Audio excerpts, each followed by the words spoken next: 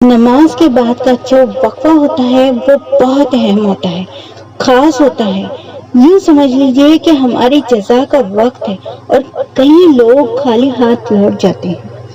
بے شک ہر چیز کا دین اسلام نے ایک طریقہ رکھا ہے۔ اگر چیزیں اس طریقے سے ہو تو فائدہ ہی فائدہ ہے، لیکن اگر چیزیں طریقہ کار سے نہ ہو تو بے شک وہ منافع نہیں ملے گا جو ملنا چاہیے۔ کئی لوگ نماز کے بعد صرف تسبیح فاطمہ پڑھتے ہیں، مطلب صرف 33 مرتبہ سبحان اللہ، 33 مرتبہ الحمدللہ اور 33 مرتبہ اللہ اکبر اور کلمہ پڑھ کر دعا مانگ لیتے ہیں۔ اور دعا مانگنے کا طریقہ بھی جیسے تیسے خیر ہوتا ہے۔ ہم میں سے کئی سارے لوگ ہیں جو بیچارے سیکھنا چاہتے ہیں صحیح طریقہ اس کا کیا ہوتا ہے، وہ ہم آج اس ویڈیو سے انشاءاللہ سیکھیں گے۔ انشاءاللہ آج ہم دعا کیسے مانگنی چاہیے وہ سیکھیں گے۔ سب سے پہلے تو نماز کے بعد کچھ نہ کچھ تلاوت کیجیے، ہو سکے تو سمجھ کر قرآن کریم کی ایٹ لیسٹ ایک آیت تو ضرور سمجھ کر پڑھیے۔ اس کے بعد ذکر کیجیے۔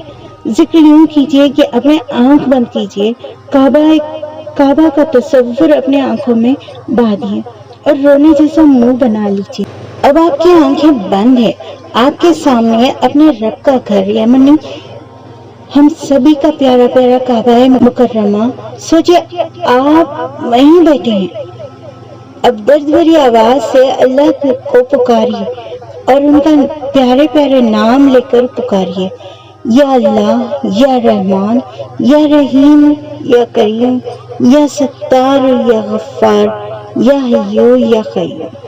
جتنے درد کے ساتھ آپ اسے پکارتے ہیں آٹومیٹکلی آپ کی آنکھ سے آنسو نکل آئیں گے۔ اب آپ کا دل ہیوی ہو گیا۔ اب آپ اپنے ہاتھوں کو دعا کے لیے اٹھائیے اور حضور صلی اللہ علیہ وسلم پر درود پاک بھیجیے اور اللہ کی تعریف کرنا شروع کریے۔ ان نعمتوں کا ذکر کیجیے جس سے اس نے آپ کو نوازا ہے۔ مثال کے طور پر ایسے کہیے، یا اللہ، بے شک تو رحیم ہے، تیرا نام رحمان ہے، بے شک میری خطائیں بے شمار ہے، لیکن تیری رحمت مولا، تیری رحمت تو اس سے کئی زیادہ بڑی ہے۔ تیرا بہت بہت شکریہ، تو نے مجھ بدکار کو اتنی بدکاری کے بعد بھی سنبھال رکھا۔ تو نے مجھے خوبصورتی سے نوازا، دیکھنے کی، بولنے کی، سننے کی قوت سے نوازا، اور میں نے ان تمام اعضاء کا غلط استعمال کیا، حرام دیکھا، حرام بولا، حرام سنا۔ اگر تو چاہتا تو مجھ بدصورت کر دیتا، میری آنکھوں کی روشنی چھین لیتا، میرے کانوں کی سننے کی طاقت کو واپس لے لیتا، میرے بولنے کی طاقت کو پھر سے واپس لے لیتا، لیکن یہ تیرا احسان ہے کہ تو نے مجھے مہلت پر مہلت دی۔ بے شک جیسا تیرا نام ہے رحمان، ویسا ہی تیرا کام ہے رحم کرنا۔ بے شک مولا کریم، تو نے مجھ پر بے شمار احسانات کیے، مگر افسوس میں سدا تیری یاد سے غافل رہی ہوں یا رہا ہوں۔ یا اللہ، میں لوگوں سے چپ چاپ کر گناہ کرتا یا کرتی ہوں، لیکن بے شک تیرے سامنے میرا ہر حال ظاہر ہے۔ بے شک مولا تو ستار العیوب ہے، مطلب عیبوں کو چھپانے والا ہے۔ یا ستار، جیسے آج دنیا میں تو نے میرے عیبوں کو چھپا رکھا ہے، کل بروز قیامت بھی میرے عیبوں کو پردہ پوشی فرمانا۔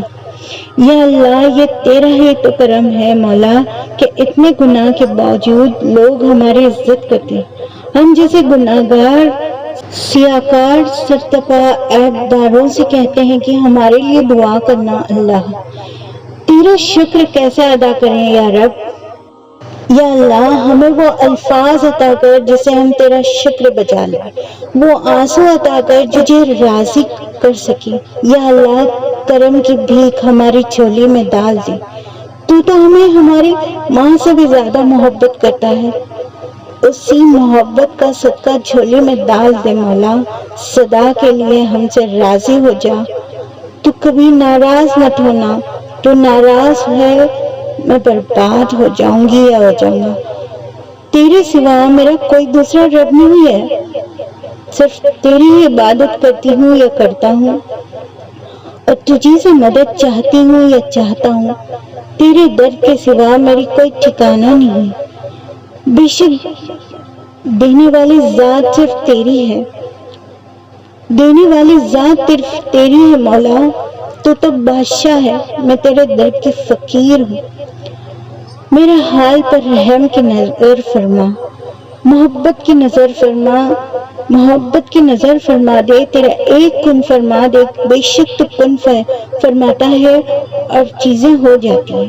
مولا کن فیکن، مولا کن فیکن، مولا اے کریم کن فیکن۔ یا اللہ، سب نے ہمیں ٹھکرا دیا ہے، کوئی نہیں ہے جو مجھے پوچھنے والا، لیکن تو ہے ہمارے ہر درد سے واقف ہے نا مولا۔